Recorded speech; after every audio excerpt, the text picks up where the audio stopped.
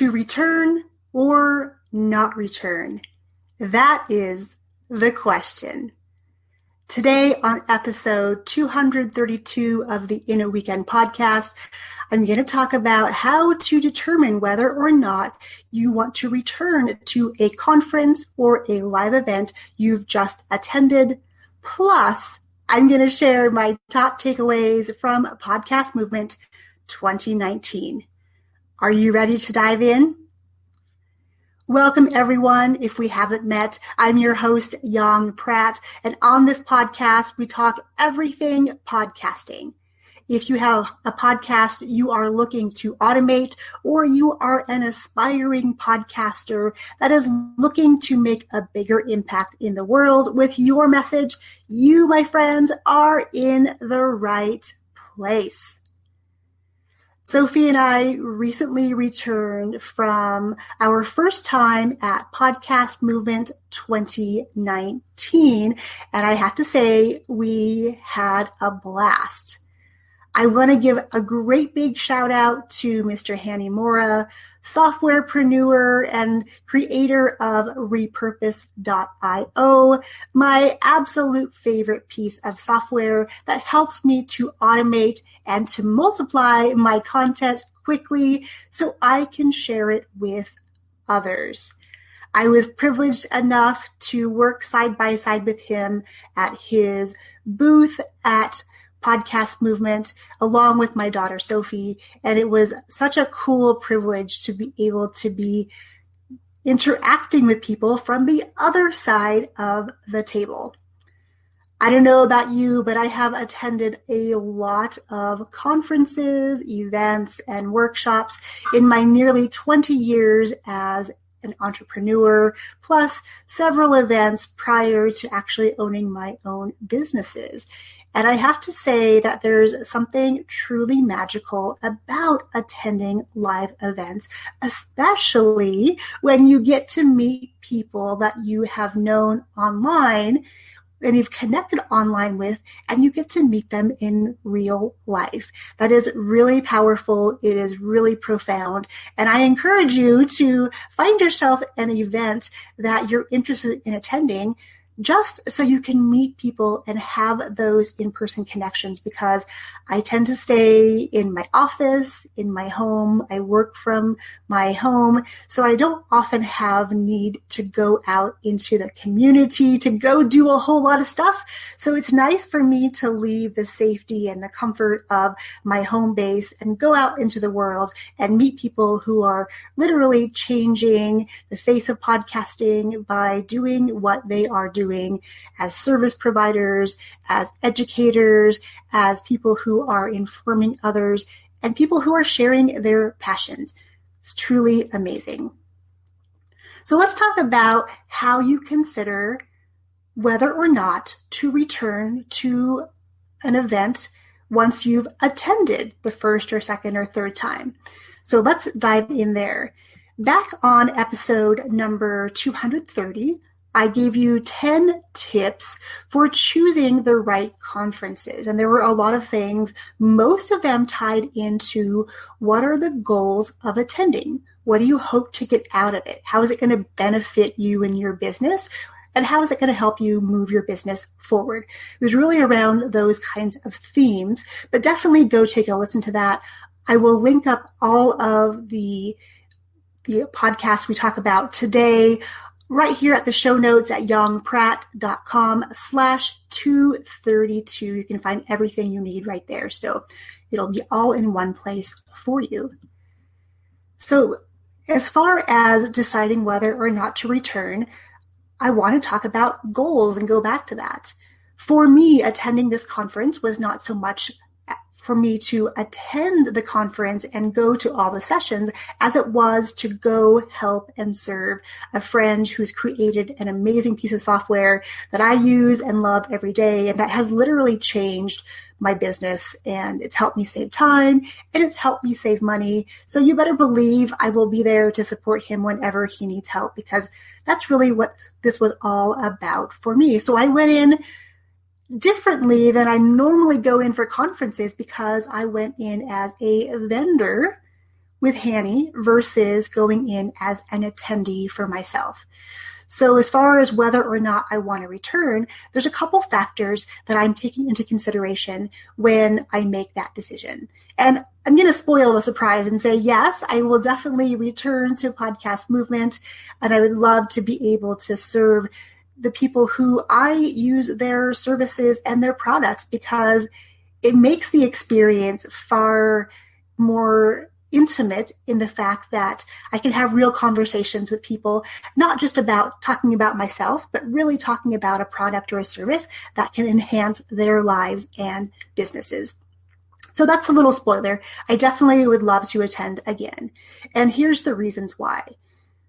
Number one, the ability to travel across the country and take my daughter along was really such a unique experience, to have her meet people she would never in a million years meet while we're here in our home base. For her to see what other people are doing out there in the world, how they are using their knowledge and their skills, their expertise, their passion, and are able to really build a business where they can help other people with what they already know. That's a big deal, to show our kids the possibilities of what exists for them because of this amazing thing we have that is technology. It allows us to connect with people unlike any other time in history, and it really is a game changer, especially considering that kids are native device users. They've grown up with these devices since they were pretty much born, and they just have an intuitive way to figure stuff out, get it done. And I still marvel at how quickly kids are able to take a brand new piece of technology like a smartphone and figure out so many cool things that I never would have considered. I wouldn't know where to look for them. And that's coming from someone who considers themselves pretty tech savvy. Even this morning, Sophie showed me a couple cool things that when you send messages on the iPhone, that are pretty slick ways that they're delivered. So I won't go much into that because that is beyond the topic of this podcast. However, it really just speaks to the impact our kids and this next generation of kids can make because of the way they natively interact with technology and the ease with which they can get comfortable with working with new devices. It's truly marvelous. And for that reason, I would definitely like to go again, taking her with me so she can see over the course of the year the new evolutions and to really get her thinking about what her place might be in the world as a business owner, as an innovator, as a developer, whatever it is. I want her to be able to see that. So that's something I definitely want to do with her again. The event itself, I have to say, was chock full of lots of amazing people, number one, and lots of really, really innovative and interesting ways to approach podcasting. There were all sorts of people there. I think literally hundreds of people coming to speak and to open up their hearts and share their knowledge and their skills to make podcasting a better experience for us as podcasters, as future podcasters, and even listeners of podcasts. It was really remarkable to see this group of people come together in one central location, and the sheer number of people who were there really was astonishing. I think there was something like 3,000 people in attendance, and that is a lot of people. And they're all interested in podcasting and have vested interests in helping podcasts become better, helping the listenership of podcasts grow, helping people discover podcasts, helping people to protect their podcasts. It was the gamut of everything you could possibly think of, and that was really remarkable. And for that reason, because there was really so many different tracks and different ways to learn and different things to know about, the learning opportunities were tremendous. So for that reason, again, would be worth going. And it was really just fantastic to be surrounded by people whose energy could meet my own for this world of podcasting. That was truly remarkable, to meet the people I had connected with online. In real life, that was cool. I saw some really big names that you would recognize in podcasting. And what I realized is that, they're just like us. They're just a few steps ahead. And to be inspired by them and their stories, and to see that even at their level, they're coming to these conferences to interact with people, to engage with their students, to inspire us to always be learning. That's something else I really, really appreciated about this event, were the names that were there. And, I did not want to go in being fangirl and asking for photos. I just wanted to go observe, to see how they interacted with other people, and really how gracious they were and how humble they were despite their fame and notoriety. It was really such a cool thing to witness, that we had all levels, people who were just starting out, who didn't have a podcast but had an idea for a podcast, to seeing these big names who've accomplished a lot and paved the way for those of us coming up in the world of podcasting, to see us all together as a unified front. That was something really unusual that I don't often see in conferences. Usually it's the people, who are leading the classes, talking to us, and they're talking at us. They're not really talking with us or connecting with us. So I have to say kudos to the people who create this event, because they really made it an environment where no matter where you are on the podcasting world, you really can gain something by attending and, really even meeting people that you've been following for years. It's really, truly remarkable. So for all those reasons, again, I'm going to say heck yes to attending again. I really hope I have the opportunity to go again and putting this out into the world again, that I would love to be invited back to work as a vendor for any of these people whose products that I use and love, because I just love being able to appreciate the people who've impacted my life so tremendously.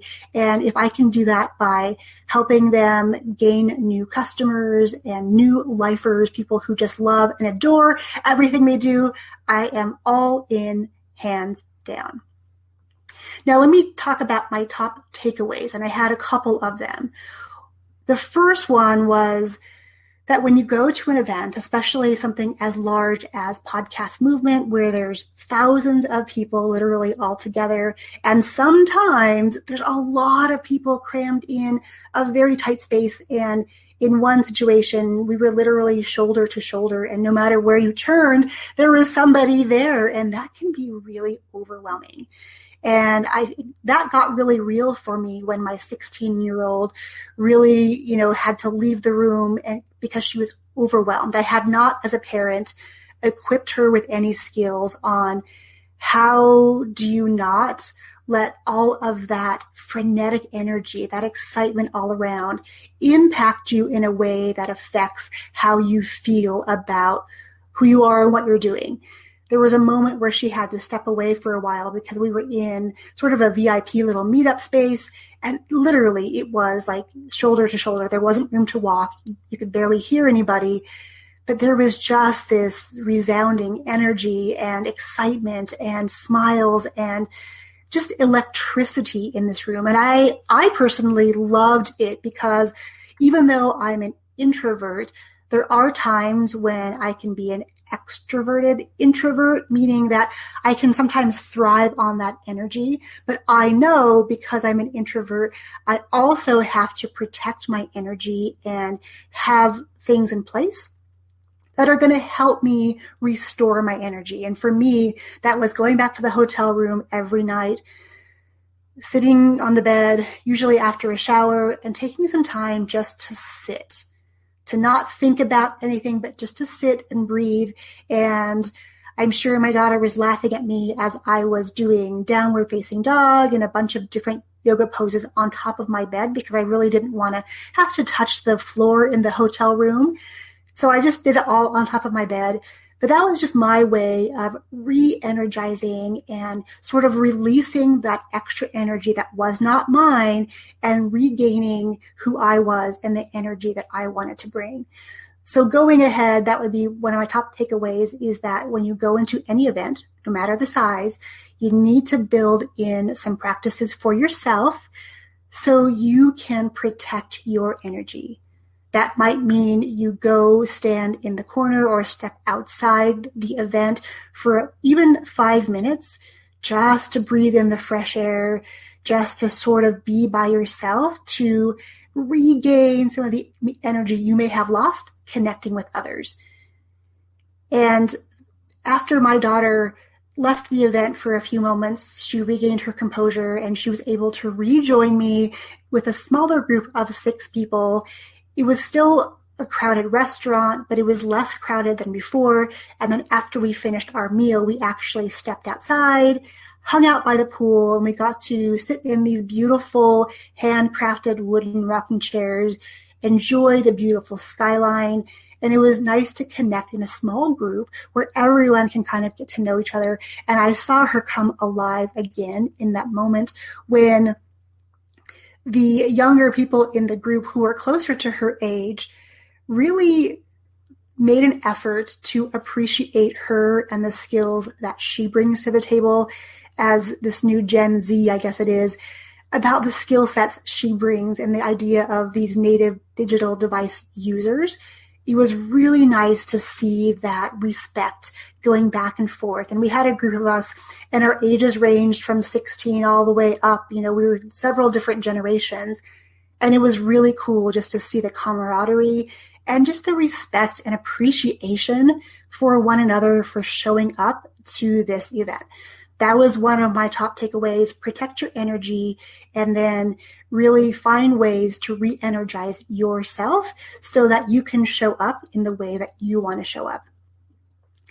My next takeaway was a really big one for me. Because I was not going to the event as an attendee per se, I was going as a vendor to help and serve someone else and talk to people about my experience using this particular piece of software. I didn't actually attend very many sessions. I think actually I only attended like 2.5, if that makes any sense. I was able to catch the last part of the third one. But you know what? I actually don't feel like I missed anything. And here's why. Because I was at the booth, I had people coming up asking me questions about the software. And then the software questions turned into conversations. And I was able to find out a lot about what these people did and the cool things they were doing to help serve their audiences. And the things they were creating just blew my mind. And it was that connecting that really, for me, put this event way over the top as far as what I got from it, because there was so much great connection. And had I just attended, and knowing me, I would have packed my schedule, gone through the schedule, and literally chosen so many sessions back to back so that at the end of the day, I would feel completely overwhelmed and I would need to go back to my hotel room because I was just feeling, sort of like the analysis paralysis, where there is so much to do and just the overwhelm. And that's normally how things happen for me at conferences, especially large ones, because there's just so much I want to gain and learn from other people. But what I realized is that the people who had given these presentations, many of them came to stop by the booth because they knew Hani personally, and I got to meet these incredible people. And these speakers would then share what they had shared in their talks or their panel discussions or their presentations.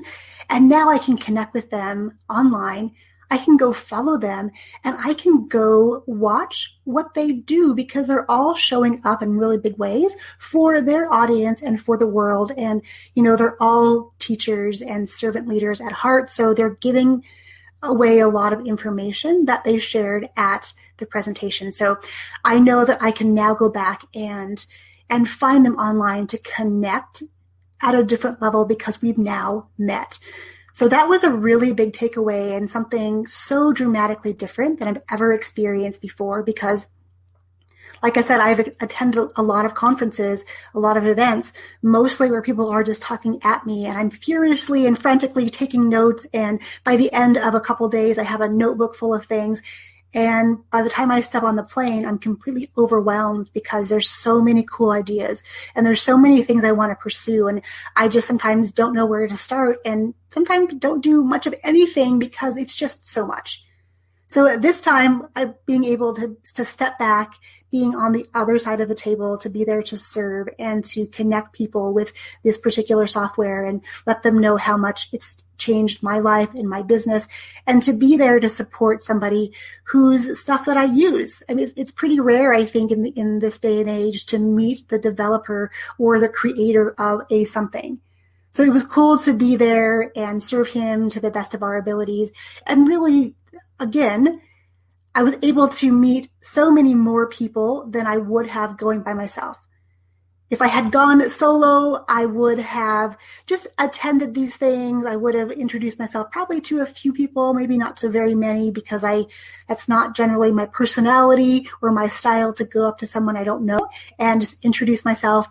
But having people come to this booth, ask me questions, and then we could connect further, that was the most amazing gift and totally unexpected that, I was able to make real connections with real people who I now want to interview on this podcast to serve all of you at a deeper level.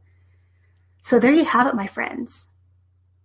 Choosing whether or not to return to a conference or an event you've just attended, and my top takeaways from Podcast Movement 2019 in Orlando, Florida, that I just attended with my daughter as a vendor at the Repurpose booth.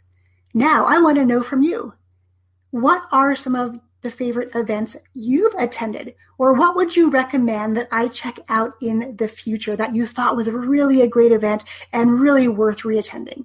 Let me know down below this live video, or come on over to our website at yongpratt.com/232 and let me know your favorite events. And maybe someday in the future, we will be at the same event and be able to meet in real life too. Nothing would make me happier than to meet all of you in real life and have some conversations so we can find out how we can help one another really raise our game to that next level to serve more people. All right, my friends, thank you so much for tuning in to this live video or for listening to today's podcast. I know you have a lot of options when it comes to media and information, and I so appreciate each and every one of you for tuning in today, and I look forward to catching up with you on next week's episode. Cheers, my friends.